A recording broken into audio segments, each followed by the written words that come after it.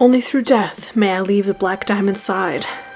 Tired of scraping for food in her war-torn homeland, Colette sneaks aboard a ship to Rannig, the prosperous empire capital, to seek her fortune.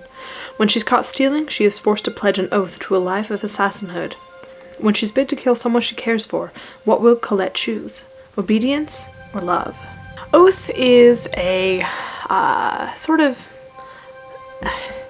not quite rags to riches story. It's more of a phoenix from ashes sort of a thing, following Colette, who has left her homeland after life turning out really not great for her in any way, shape, or form.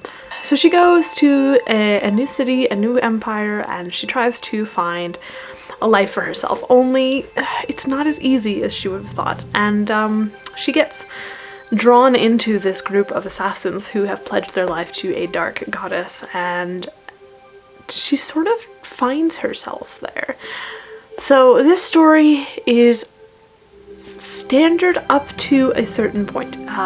Person goes, finds herself in a new situation, and then meets people. And from there, that point onwards, this book does not do what you expect. I mean, everything makes perfectly logical sense. It is absolutely wonderful, but it doesn't follow the standard formula for this sort of story, and I absolutely loved it. Yeah, Colette is spunky and intelligent, and her decisions are just fascinating, and I liked reading about her. She sees the world sort of differently than everyone else in this group, and I think that's part of what makes it interesting reading about her. And yeah, I really liked this story. Yeah.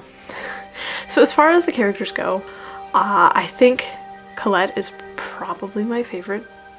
A, because she's the main character, but also just the way that she sees the world is not standard, and I think that's what makes the story so interesting, is that the characters don't go the way I would have expected. I mean, don't get me wrong, I do like standard formula novels. I think they're fun, they can be great, they are popular for a reason, but I also like it when someone takes that and deviates just a touch, or even more than just a touch, and I think it works really well.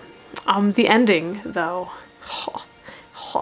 definitely my favorite part. Of course, I can't actually tell you anything about the ending because, spoilers are a thing, and that would be bad. It's hard talking about a story where you want to tell all of the, really interesting bits, but you can't because spoilers. Just, yeah, read the book. My favorite part is probably the description of the food, frankly, because I think it's one of those things that is either overlooked in stories, or it is done to such a degree that it becomes kind of the center of the story, which is perfectly fine. Both are acceptable. I mean, food is one of those things that you need for life, and so therefore it's not really a big deal when you don't talk about it as something significant, because people are going to eat no matter what. But when you can kind of bring that into the story and talk about it in such a way that it makes the scene, but it doesn't overwhelm things, and it kind of depicts the world and how the character sees things, and it's just, I think that is fantastic, and I love it when that happens, and that happened in this book. So yes, my battery is about to die. I shall say that I don't really have critiques for this book, because the critiques I have are solved as soon as I think them up, and yeah, anyways, I would definitely recommend this book if you're looking for a low fantasy novel that is different, non-standard, not what you would expect, has fun characters, and just creates a world that you can sink your teeth into. This is definitely a book for you. So as usual, all of the links are in the description box below. You can find them there. You can find my links there too if you're interested. And otherwise, my camera battery signal is blinking fervently at me, so I shall bid you a good day, go cause some trouble, and I shall see you next time. Bye.